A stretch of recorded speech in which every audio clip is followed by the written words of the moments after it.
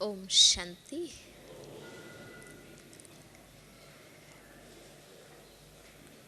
मीठे बाप दादा ने कल अपनी इच्छा हम सब बच्चों के आगे रखी कि बाप दादा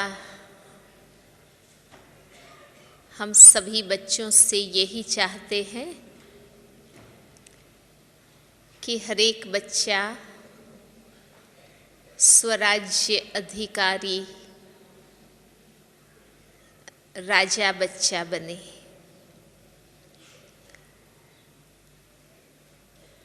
और ये आज ड्रामा का सुयोग ही कहेंगे कि आज की प्रातः मुरली में भी बाबा ने कौन सी बात कही। इसी बात पर बाबा ने कहा कर्मेंद्रियों को शीतल बनाना है और उसके लिए विशेष याद के चार्ट पर बाबा ने जोर दिया कि ज्ञान अलग चीज़ है, याद अलग चीज़ है, समझना अलग है और स्मृति में रहना अलग चीज़ है।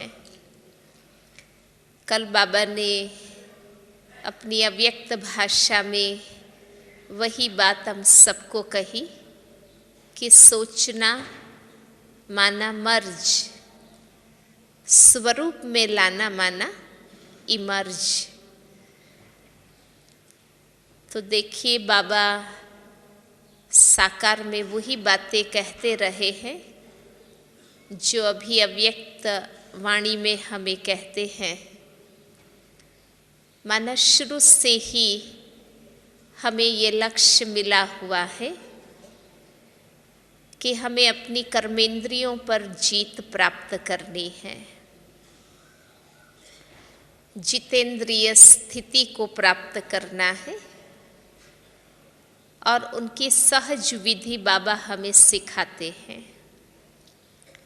भक्ति मार्ग में तो वे एक एक कर्मेंद्रिय का दमन करते हैं, एक एक इंद्रिय को कष्ट देते हैं और इस प्रकार वे स्वयं पर जीत पाने की कोशिश करते हैं। जैसे सूरदास का भी हम सुनते हैं कि अपनी दृष्टि खराब हुई तो उसको ठीक करने के लिए उन्होंने अपनी आंखें ही फोड़ दी। अपनी वृत्तियों पर विजय पाने के लिए आपने पढ़ा होगा स्वामी राम तीर्थ का भी कि वो गरम गरम सिगड़ी पर बैठ गए। तो माना वो लोग देह को कष्ट देते हैं, इंद्रियों का दमन करते हैं कि चंचलता समाप्त हो जाए, विषयी आकर्षणों में मन न जाए। और ये मूल पुरुषार्थ है क्योंकि जो स्वयं पर जीत प्राप्त करेगा वो ही दूसरों पर शासन कर सकता है। और बाबा ने हमें कहा है कि हमें योग बल से ही विश्व का मालिक बनना है। कोई भौतिक बल, बाहुबल से कोई नहीं बन सकता है। इसलिए कहा जाता है कि बाहुबल से आप किसी को हरा सकते हैं, जीत नहीं सकते हैं, है ना। किसी को जीतने के लिए तो योग का बल चाहिए, चरित्र का बल चाहिए, स्नेह का बल चाहिए, जिसको कुल मिलाकर बाबा कहते हैं कि योग बल चाहिए। तो शुरू से हम छोटी सी एक ही बात पर सोचे कि कोई भी राज्य व्यवस्था बिगड़ जाती है तो हमें क्या करना चाहिए? एक एक कर्मचारी को ठीक करने के बजाय अगर हम उसके मुख्य मंत्रियों को ठीक कर देते हैं तो अपने आप जो उसके नीचे छोटे कर्मचारी है वो स्वतः ठीक हो जाते हैं, है ना। तो एक एक कर्मेंद्रिय को हम ठीक करें, उसके बजाय बाबा ने हमें रूट कॉज बता दिया कि जो उनके मुख्य मंत्री हैं उनको ठीक करो, है ना। हमारे जीवन के राज्य व्यवस्था के कर्मचारी हैं ये कर्मेंद्रियां, है ना। आँख, नाक, कान, पंच कर्मेंद्रियां जो कही जाती है ना। आँख, नाक, कान, मुख और ये हाथ पांव, है ना, ये हैं पंच कर्मेंद्रियां। इन कर्मेंद्रियों की चंचलता की बात कहते हैं कि भी खाने की इच्छा, रस और स्वाद, हर इंद्रिय का अपना रस है ना। आँख का रस है रूप रंग, है ना। कोई भी सुंदर चीज देखते हैं, सुंदर व्यक्ति देखते हैं, अगर हमने उसको फिर देखा, बाबा मुरली में कहते हैं कि आप बाजार में जा रहे हैं, रास्ते चल के जा रहे हैं, कोई सुंदर स्त्री को, सुंदर पुरुष को देखा और आपने मुड़ मुड़ कर देखा, फिर देखने की इच्छा हुई, माना सिर्फ देखा नहीं, आंखों से सिर्फ देखने का कार्य नहीं हुआ, लेकिन देखने के साथ साथ मन द्वारा उसके रूप रंग को चखने का भी काम हुआ। इसको कहते हैं चंचलता।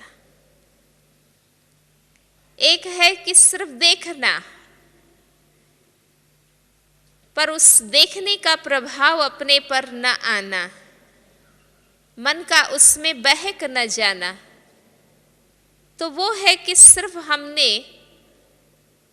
साक्षी होकर के उससे देखा।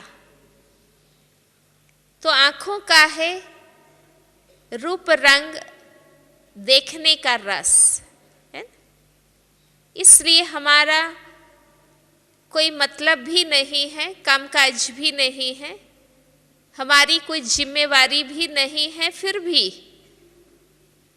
हम यहाँ बैठे हैं तो भी कोई आया गया, उठा बैठा, तो हमारी नजर उसके तरफ चली जाती है। तो ये है मन का भटकना, है ना, चंचलता इसको कहते हैं। और इस प्रकार कान का है सुनने का रस, है ना, बातें सुनने का रस, कौन क्या बात कर रहे हैं, हर प्रकार की इंफॉर्मेशन लेने का रस, कान लगाकर के किसी की बात को सुनना, है ना।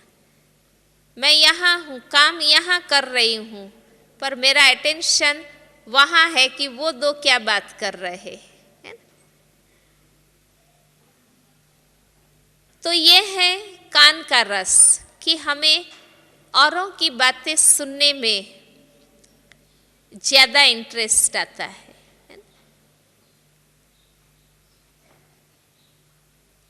इस प्रकार नाक का है गंध, है ना, सूंघने का रस,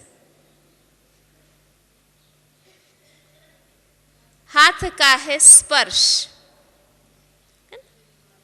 बाबा मुरली में भी कई बार बताते हैं ना कि जब अंदर से मन चलित होता है तो दिल करता है हाथ लगा दे, गले लगा दे, है ना। तो ये है स्पर्श का रस। तो अलग अलग इंद्रिय के अपने अपने विषयी रस है। एक है हर इंद्रिय को काम मिला हुआ है, लेकिन एक है बॉडी कॉन्शियस बनने से उस इंद्रिय का जो काम है वो एक विषयी रस के रूप में बदल जाता है और हम उसमें अट्रैक्ट होते रहते हैं। मुख के दो है ना, बोलना भी और स्वाद का भी, है ना। मुख रूपी जो कर्मेंद्रिय है उसको दो काम मिले हुए हैं ना, कि उससे हम बोलते भी हैं, वाणी जो मुख्य योग्यता है मनुष्य की, और दूसरा है रस और स्वाद। उस स्वाद पर विजय पाने के लिए भक्ति में उपवास करते हैं, लेकिन वो रस और स्वाद अंदर से जीते नहीं हैं तो उपवास के नाम पर भी अच्छी अच्छी चीजें बना के खाते रहते हैं ना। तो जो मुख्य पर्पस था कि आज का दिन मेरा मन खाने के रस और स्वाद में न जाए और वही मन परमात्मा में लगे, तो वो उपवास का जो लक्ष्य था वो भक्ति में हमारा सिद्ध नहीं हुआ। तो इस प्रकार आप देखिए कि हर इंद्रिय का अपना रस है और व्यक्ति जितना बॉडी कॉन्शियस बनता है उतना वो इन रसों में ज्यादा चला जाता है।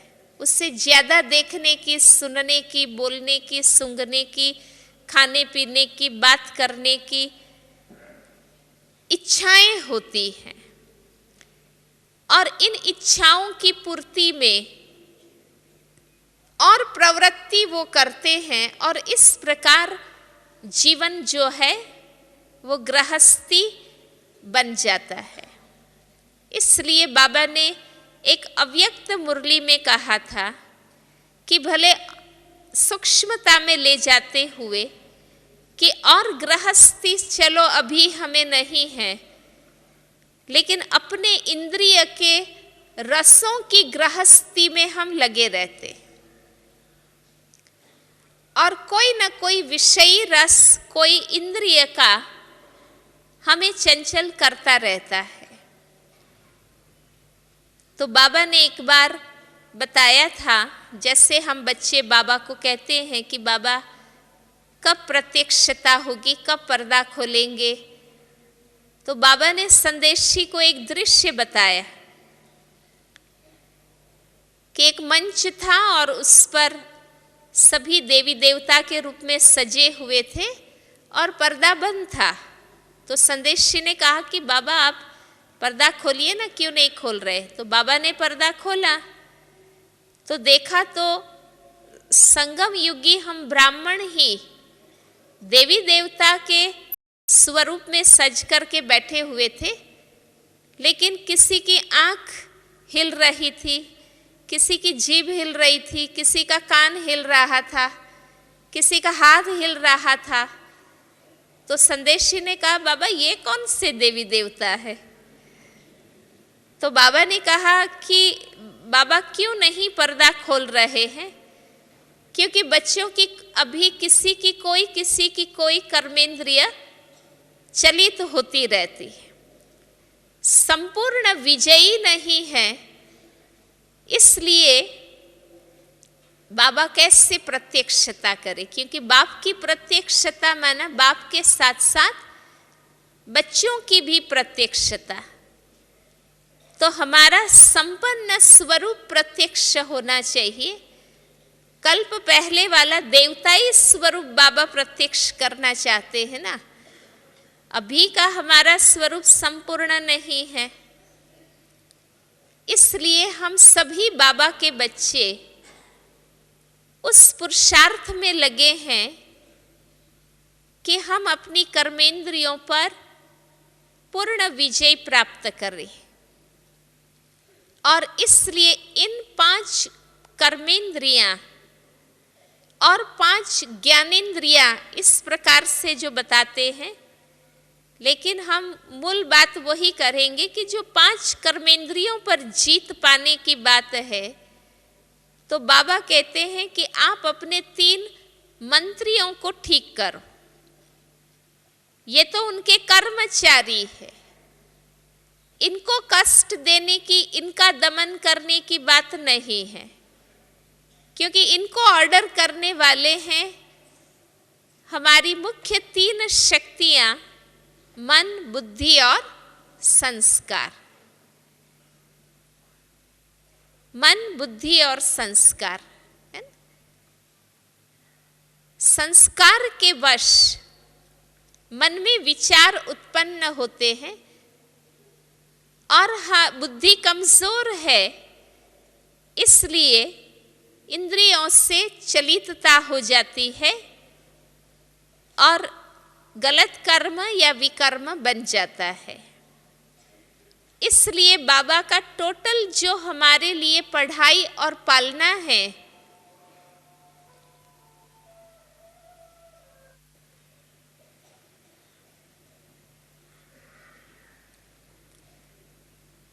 तो टोटल हमारी जो पढ़ाई है बाबा के तरफ से, वो यही है, अपने मन, बुद्धि, संस्कार के लिए 3 काम हमें करने हैं। एक है प्यूरिफिकेशन, है ना, मन, बुद्धि, संस्कार का प्यूरिफिकेशन।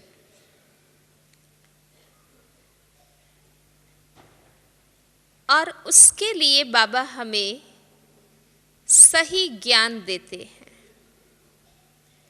कल भी बाबा ने शॉर्ट में वो बात बताई हम बच्चों को कि बाबा ने हमें त्रिकालदर्शी, नॉलेजफुल बनाया है। जीवन का, ज्ञान का हर राज बाबा ने हमारे आगे स्पष्ट किया है। सारे चक्र के आदि मध्य अंत, आलोक और परलोक की बातें बाबा ने हमारे आगे स्पष्ट की है। अगर आप एक क्षण गहराई में जाकर शांति से सोचेंगे,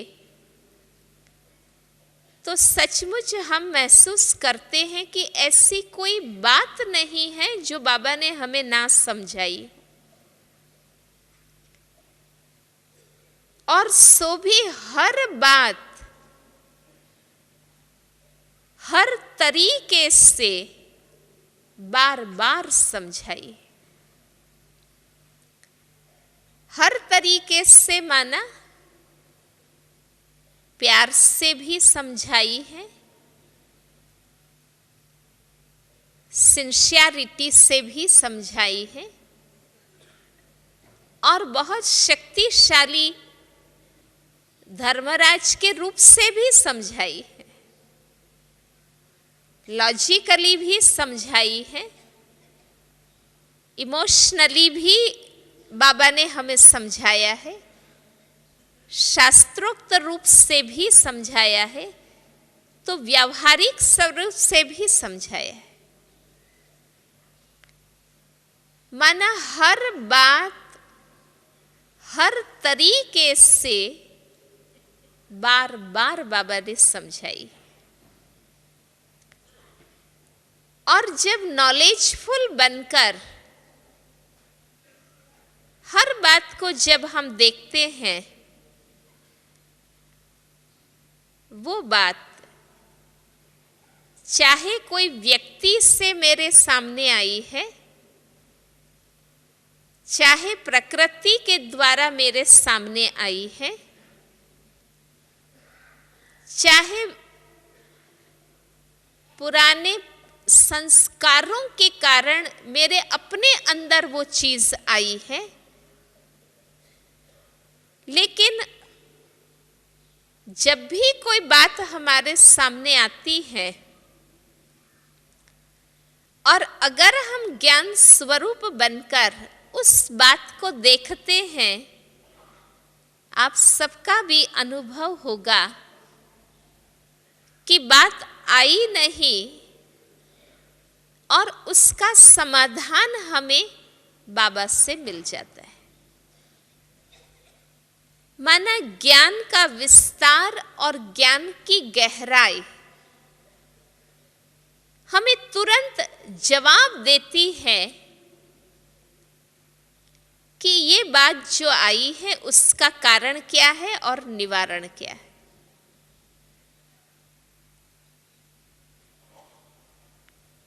इसलिए बाबा ने इतना ज्ञान क्यों रोज रोज बाबा पढ़ाते हैं। अलौकिक जन्म ही ज्ञान से हुआ है। हम सबका अलौकिक जन्म ही ज्ञान से है, तब तो हम मुखवंशावली कहे जाते। और इस अलौकिक जीवन भर हम इस पढ़ाई करते हैं। बाबा का हमें कहना है और हमारा भी बाबा से वादा है कि जब तक जिएंगे ज्ञान अमृत पीते रहेंगे। ये क्यों जरूरी है? ताकि हर क्षण हमें स्पष्ट रहे कि क्या रॉन्ग है, क्या राइट है, हमें क्या करना चाहिए और क्या नहीं करना चाहिए।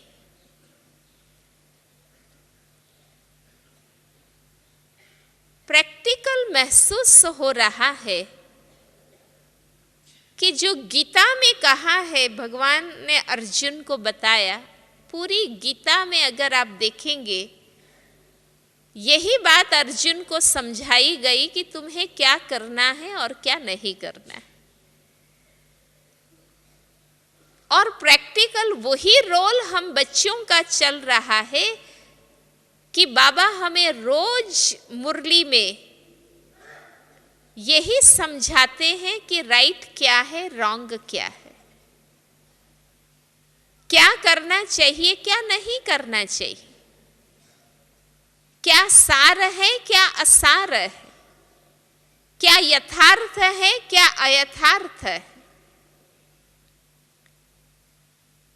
इसलिए जितना ज्ञान रत्नों से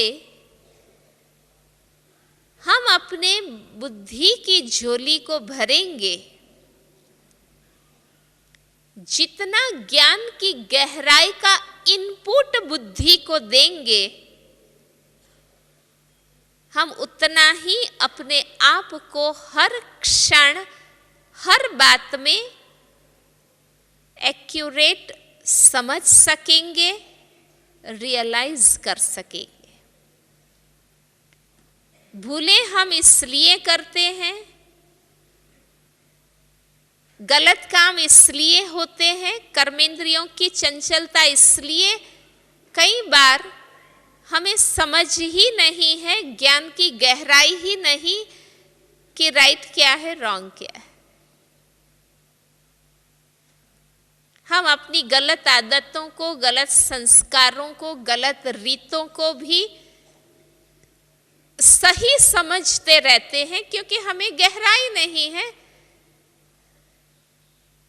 तो मन बुद्धि संस्कार के प्यूरिफिकेशन के लिए बाबा ने हमें पहले ज्ञान दिया। साकार मुरलियों के द्वारा, अव्यक्त मुरलियों के द्वारा और भगवान के मूल ज्ञान पर भगवान के द्वारा ही निमित्त बनाए गए अपने जगदीश भाई जी की जो भी हमारी ज्ञान की मूल किताबें हैं, अगर उनका हम गहराई से स्टडी करते हैं तो हमें हर बात स्पष्ट रहती है।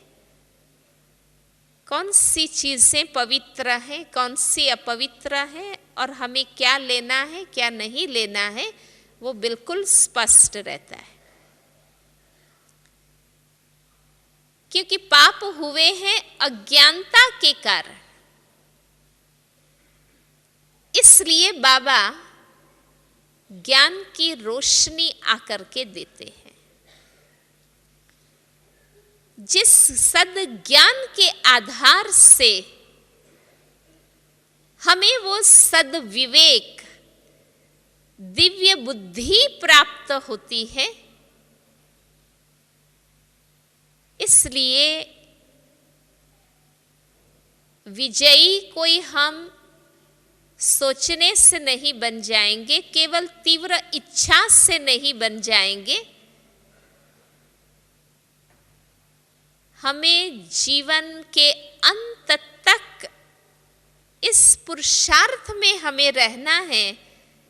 जैसे प्रैक्टिकल में हम देखते हैं कि आदि से लेकर अंत तक, आज तक भी हमारी दादियाँ इसी ज्ञान और योग के पुरुषार्थ में लगी रहती है, जबकि वो लोग तो अपनी संपूर्णता की स्थिति को प्राप्त कर चुके हैं। और हम क्या करते हैं कि जो रोज का हमारा पुरुषार्थ है उसी को ही हम कॉमन समझकर उसको ढीला छोड़ देते हैं। हम समझते हैं कि चलो बाबा ने तो क्या कहा होगा मुरली में, वही बाबा कहते हैं ना, पता है। इसलिए जो हमारी रोज की दिनचर्या में रोज का जो पुरुषार्थ है उसको हमें ढीला नहीं छोड़ना चाहिए। चाहे अमृत वेले उठना, रोज मुरली क्लास करना, उस पर मनन चिंतन करना, ट्रैफिक कंट्रोल का अभ्यास करना, ये हमारा नित्य का पुरुषार्थ। जैसे जैसे ज्ञान की गहराई आती जाएगी, जैसे लौकिक में जो ज्यादा पढ़ाई करते हैं, क्वालिफाइड होते हैं, एटलीस्ट उन्हों में मैनर्स आते जाते हैं। इसी प्रकार जितनी ज्ञान की गहराई हमारे पास आती है, हम माया को परख सकेंगे, उसी क्षण उसे खत्म कर सकेंगे और हमारे अंदर मैच्योरिटी, गंभीरता, बल्कि परिपक्वता आती जाएगी। इसलिए बाबा कहते हैं ज्ञान की पराकाष्ठा जिसमें होंगी वो कभी धोखा नहीं खाएगा। तो ज्ञान की पराकाष्ठा और परिपक्वता, इन दोनों चीजों का कनेक्शन है, वो हमारे में आता जाएगा। दूसरा कार्य है प्यूरिफिकेशन के बाद एम्पावरमेंट। मन बुद्धि संस्कार के शुद्धिकरण के बाद उसका सशक्तिकरण करना जरूरी है। क्योंकि बाबा कहते हैं कि बुद्धि पतित और कमजोर बन गई, इसलिए मन को कंट्रोल नहीं कर पा रही है और पतित संस्कारों से मिसगाइड हो जाती है। तो जरूरी है कि हम उसको शक्तिशाली बनाएं, शुद्ध और शक्तिशाली। और जैसे आज बाबा ने बार बार अंडरलाइन कराया आज की साकार मुरली में कि ज्ञान सहज है। बच्चे ज्ञान की टिक टिक बहुत करते हैं, अच्छा अच्छा भाषण भी करते हैं, लेकिन योग का चार्ट ठीक नहीं है। क्योंकि नित्य बाबा से अपने आप को जोड़ना और उस अव्यभिचारी याद का अभ्यास करना, वो याद ही हमें शक्तिशाली बनाती। इसलिए बाबा एक ही महावाक्य में हमें कह देते हैं कि बच्चे, पावन बनने का और कोई उपाय नहीं है सिवाय याद के।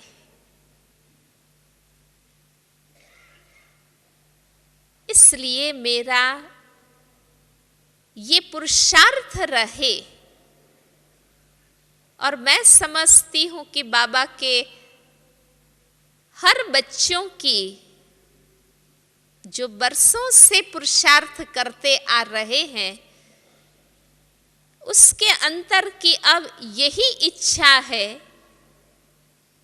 कि बस निरंतर हर क्षण, हर स्थान पर, हर हाल में मुझे बाबा याद रहे, है ना। बाबा से हमारा निरंतर कनेक्शन रहे।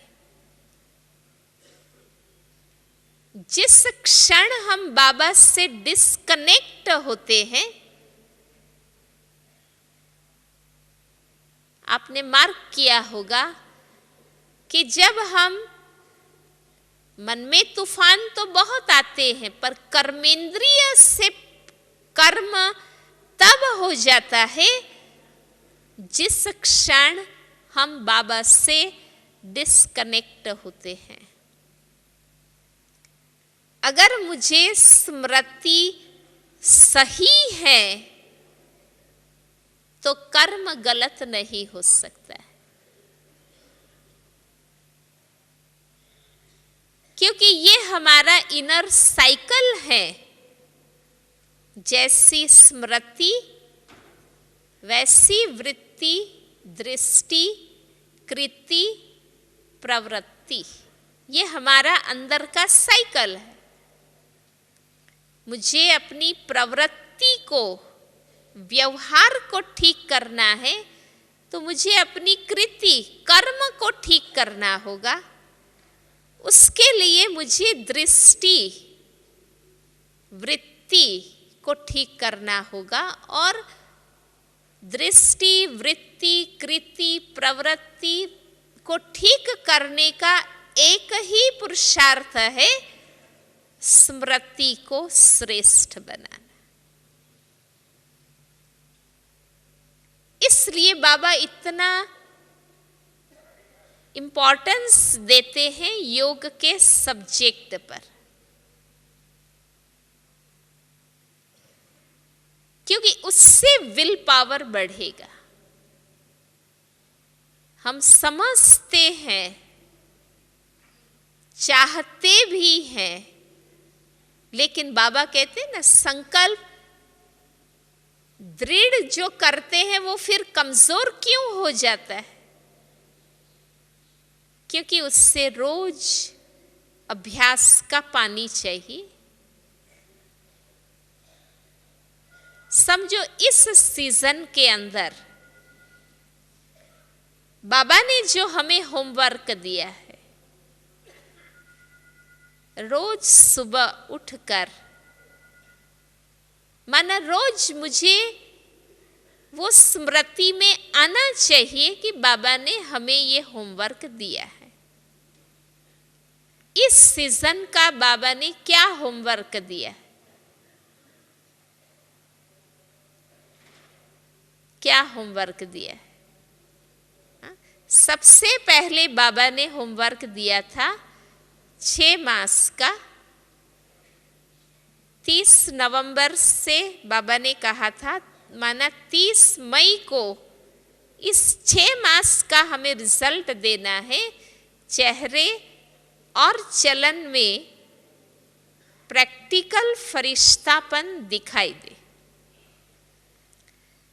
फिर बाबा ने होमवर्क दिया कि 1 मास की रिजल्ट बाबा देखेंगे, हर बच्चा सदा सबको दुआएं दे सदा सबसे दुआएं ले। मैं खुद सबको दिल से दुआएं दूं और मेरा कर्म चलन ऐसा रहे जो सबकी दुआएं मुझे मिले भी। तीसरी बात बाबा ने कही थी कि स्व उन्नति और सेवा की विधि का बैलेंस रखते हुए विश्व की आत्माओं को संदेश देना है। जिसमें बाबा ने याद किया था ना कि ये सुनामी में इतने करोड़ों गए, वंचित रह गए, तो बाबा ने कहा विश्व की कितनी आत्माओं को संदेश दिया, हिसाब निकाल। लेकिन बाबा बैलेंस चाहते हैं, स्व उन्नति और सेवा का बैलेंस। इस प्रकार मैं समझती हूं बाबा हर मुरली में हमें होमवर्क देते, वो हमें सदा याद रहे, बाबा से हमारा अनन्य प्यार रहे, क्योंकि बाबा की याद ही, क्योंकि ज्ञान प्राप्त करने के बाद योग ही वो साधन है स्वयं को परिवर्तन करने का। बहुत साल पहले दादी जी ने ये बात कही थी, मुझे हमेशा याद रहती है। दादी ने कहा था कि अज्ञानियों को तुम कहते हो कि भाई ज्ञान में आओ तो तुम्हारी हर समस्या समाप्त हो जाएगी, हर दुखों से तुम मुक्त हो जाओगे। हम कहते हैं ना, कोई भी प्रॉब्लम सुनाते, हम कहते हैं ना भाई आप इस ज्ञान में आओ, हाँ? सब बातें ठीक हो जाएगी। तो दादी ने कहा था कि मैं अब ज्ञानियों को कहती हूं कि योगी बनो, तो आपकी जो छोटी मोटी आपस की बातें हैं वो अपने आप समाप्त हो जाएगी। क्योंकि देह से न्यारा होने का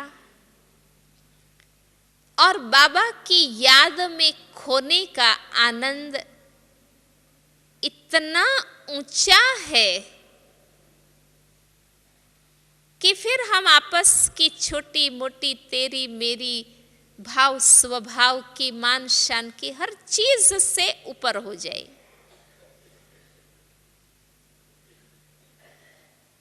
हमें इतना अंदर से सुख मिलता है और आत्मा इतनी ऊंचाई की स्थिति को प्राप्त करती है कि हमें एक दोस्त से कोई अपेक्षा ही नहीं रहती। जो कोई टकराव हो, क्लैश हो,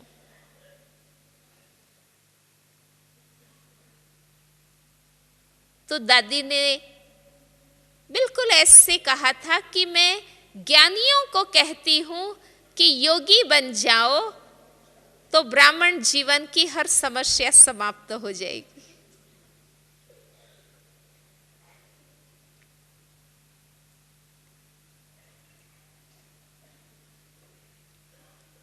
बड़ों का संग करें,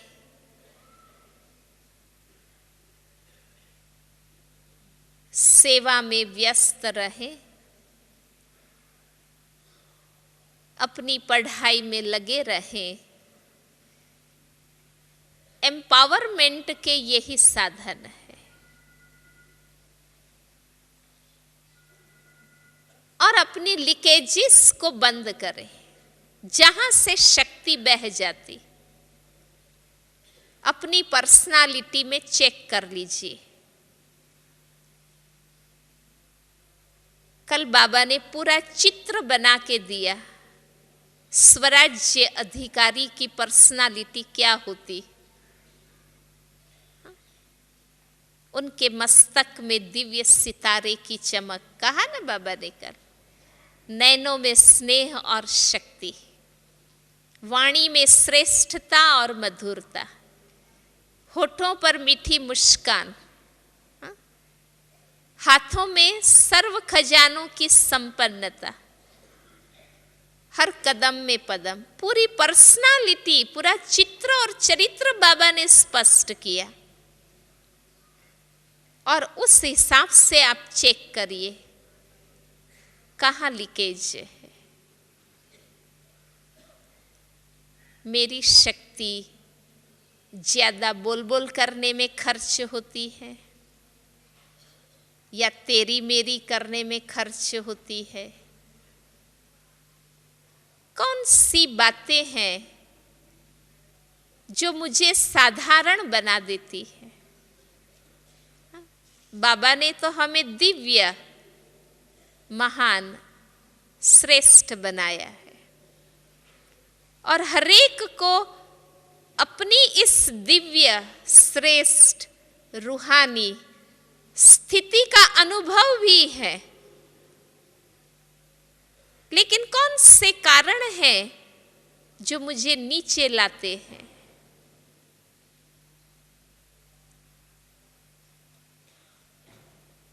कौन सा संस्कार है, कौन सी आदतें हैं, कौन सी कमजोरी है जो मुझे फरिश्ते से मनुष्य बना देती है? इस लीकेज को हमें बंद करना होगा। अगर मैं मुख से तेरी मेरी, इसकी उसकी निंदा, पर चिंतन की बातें करती हूं, तो ये मुख बाबा की महिमा नहीं कर सकेगा। क्योंकि मुख से आत्माओं की निंदा करके मन से परमात्मा को प्यार में नहीं कर सकती, हो ही नहीं सकेगा। आपको वो मनुष्य याद आता ही रहेगा। और ये निशानी है कि आपके मन बुद्धि सचमुच परमात्मा को प्यार कर रहे हैं, तो आपका मुख कोई आत्मा को कड़वा, दुखदाई, तेरी मेरी व्यर्थ की बात नहीं कर सकता है। जो मन परमात्मा की याद से प्रेम स्वरूप बना है, वो मन किसी की घृणा नहीं कर सकता है। अपने आप श्रेष्ठ मधुर बोल निकलेंगे, सब आत्माओं के लिए शुभ भावना रहेगी। माना मेरे में रियलिटी हो कि मैं भगवान से प्यार करती हूं और उस प्यार से मैंने मन को प्रेम स्वरूप बनाया है, तो मन में फिर कड़वाहट, जहर, प्रपंच, ये बातें कहां से आएगी? इसका अर्थ तो यही है कि मैं सही योग नहीं कर रही।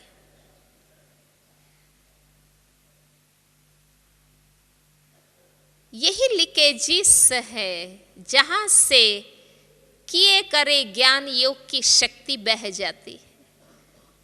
वरना ज्ञान सत्य, डायरेक्ट भगवान से योग, कर्म में ब्रह्मचर्य, आत्मा कितनी शक्तिशाली होनी चाहिए, लेकिन हम आपस में सामान्य बन जाते हैं, इसलिए कमजोर हो जाते हैं। वहीं बैठ जाइए, वहीं बैठ जाइए, बैठ जाइए भाई, इसको बिठा दीजिए, नीचे बैठिए भैया, नीचे बैठ जाइए। एक दो और भाई भी आ जाएं।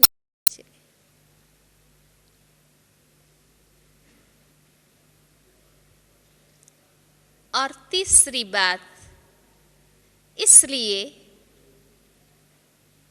बाबा मुरली में कहते हैं कि मन में कितने भी तूफान हो, अंत तक मुझे ज्ञान और योग के पुरुषार्थ में लगे रहना है।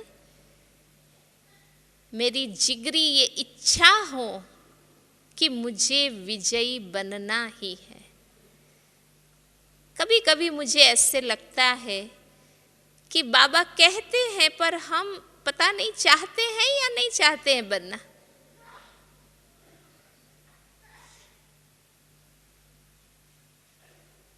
हमें बनाने की जितनी तीव्र इच्छा बाबा को है, इतनी मुझे बनने की तीव्र इच्छा है।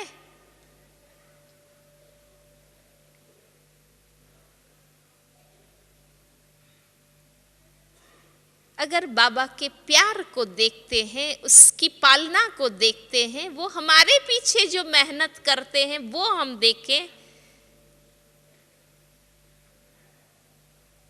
सही ज्ञान मिलने के बाद हम नहीं बन पा रहे हैं, जरूर सूक्ष्म में हमारी इच्छा तीव्र नहीं है, इसलिए ही ना।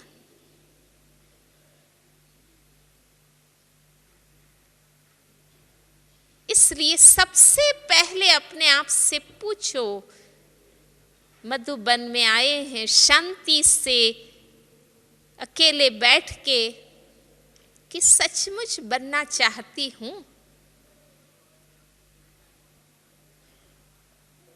और अगर हम बनना चाहते हैं तो कोई कारण नहीं है जो कोई हमें चलित कर सके। हमें कोई भी व्यक्ति, कोई भी साधन, कोई भी परिस्थिति, कोई भी बात चलित तब कर सकता है जब मैं खुद चलित होना चाहती हूं। अगर मैं न चाहूं तो किसी की शक्ति नहीं है वो हमें हिला सके अपनी अंदर की पवित्रता और दिव्यता से।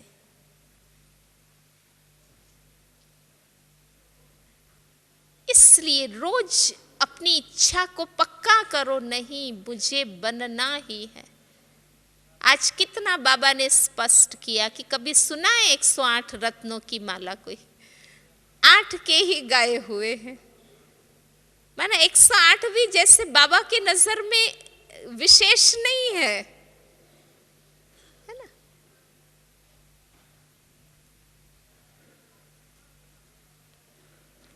और तीसरी बात, मन बुद्धि संस्कार के डिविनाइजेशन की हमें जरूरत है। दिव्यकरण करना है, शुद्धिकरण, सशक्तिकरण, और तीसरा है दिव्यकरण।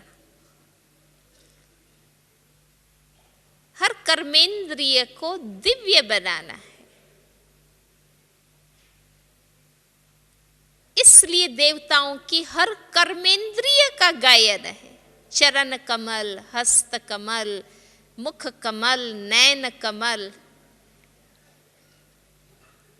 और तब कृष्ण की महिमा में गाते हैं, हसितम मधुरम, खलितम मधुरम, मधुराधिपति मधुरम मधुरम। वो पूरा आप सुनना, बहुत मीठा वर्णन है उसमें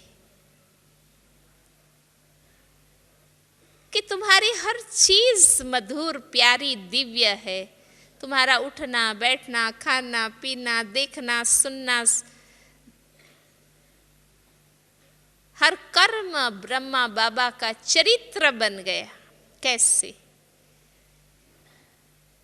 शुद्धिकरण के बाद, सशक्तिकरण के साथ बाबा ने उसको दिव्य गुणों से सजाया।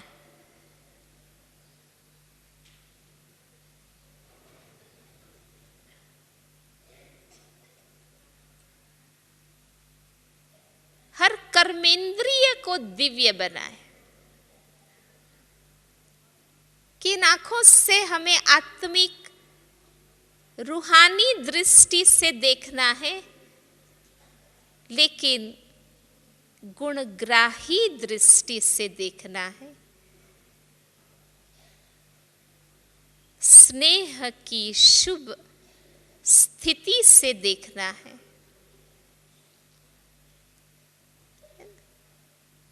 इसलिए हमारा सब्जेक्ट है दिव्य गुणों की धारणा, है ना। बाबा ये नहीं कहते सिर्फ पवित्र योगी बनना है, पर योगी मीन्स योग्य बनना, नई दुनिया के लिए लायक बनना।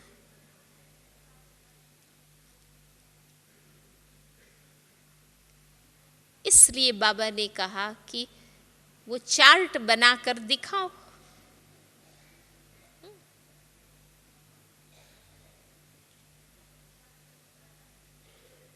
खुद पर खुद का पहरा, है ना।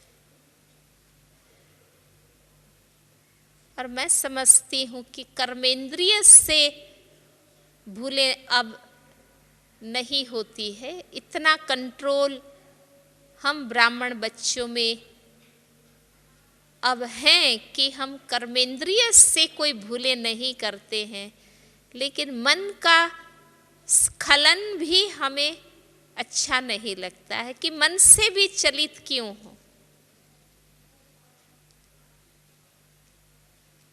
मन भी अब उस दिव्यता में स्थित हो जाए।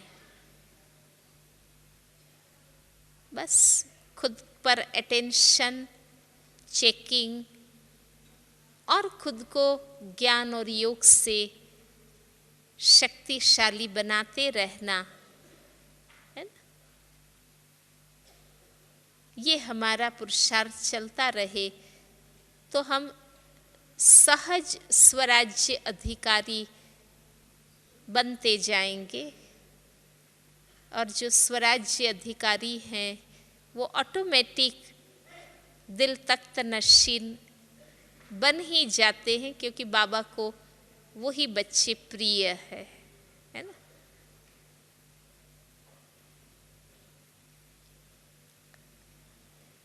और जब बाबा की श्रीमत अनुसार मेरा मन वचन कर्म चलेंगे, मेरे तन मन धन का उपयोग मैं करूंगी, तो जो बाबा को प्रिय बनते हैं वो अपने आप सबको प्रिय लगते हैं। हमें खुद भी खुद को प्रिय लगते हैं। सेटिस्फैक्शन आता है कि जैसा बाबा चाहते हैं ऐसा मैं कर रही हूँ, है ना। तो बाबा ने कहा कोई ज़्यादा पुरुषार्थ बाबा ने नहीं दिया है।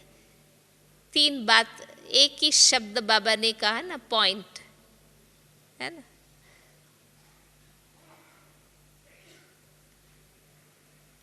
पॉइंट बनना है, पॉइंट लगाना है, पॉइंट को याद करना है। जो महावाक्य बाबा कहते हैं उस पर मनन चिंतन करना है।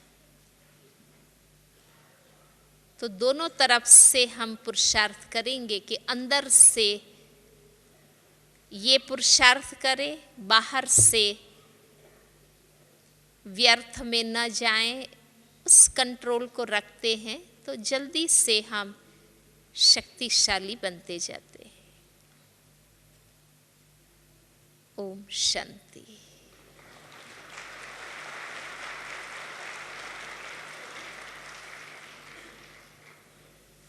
बहुत बहुत धन्यवाद गीता बहन जी। आपने स्वराज्य अधिकारी बनने की बहुत सहज विधि हम सबके आगे स्पष्ट की। किसी ने ठीक ही कहा है, माने जो कोई बात तो एक बात बहुत है, सदियों के लिए पल की मुलाकात बहुत है। अगर हम एक बात भी दृढ़ता से स्वीकार करें तो सहज अपने लक्ष्य को प्राप्त कर सकते हैं। एक बार पुनः धन्यवाद।